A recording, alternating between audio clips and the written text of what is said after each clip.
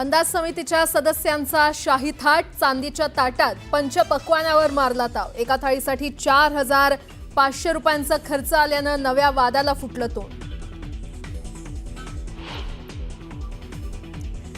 Pune railway स्टेशनच्या नामांतरणाच्या मुद्द्यावरून आता नव्या वादाला तोंड। खासदार कुलकर्णींनी केलेल्या मागणीला उबाठा शिवसेनेचा विरोध, बॅनर लावून कुलकर्णींना डिवचलं।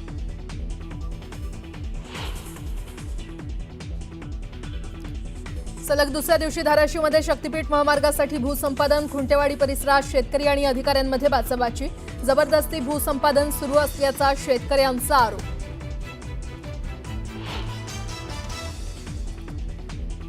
आणीबाणीच्या निर्णयाला 50 वर्ष, आणीबाणी लोकशाहीतील काळा इतिहास, सोशल मीडियावर पोस्ट लिहून मोदींनी सांगितले अनुभव।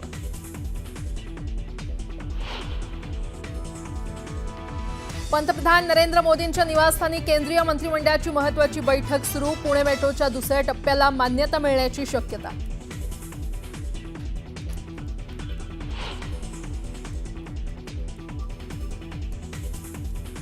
बहुचर्चित माळेगाव सहकारी साखर कारखाना निवडणुकीत पहिल्या फेरी अखेर उपमुख्यमंत्री अजित पवार गटाचे 16 उमेदवार आघाडीवर, संपूर्ण निकाल दुपारी 1 वाजेपर्यंत येणार हाती।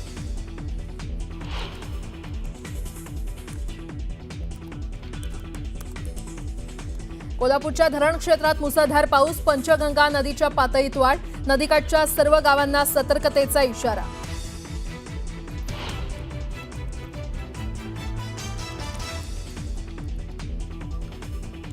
कोल्हापूरमधला कळंबा तलाव ओव्हरफ्लो, कोल्हापूरमधील नागरिकांची पाण्याची चिंता मिटली।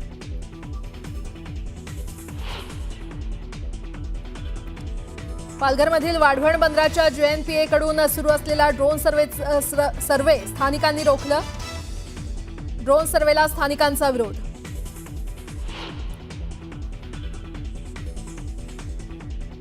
शुभांशु शुक्लांनी रचला इतिहास, शुक्लांनी घेतली आंतरराष्ट्रीय अंतराळ स्थानकाकडे झेप, ISSला भेट देणारे शुक्ला ठरले पहिले भारतीय।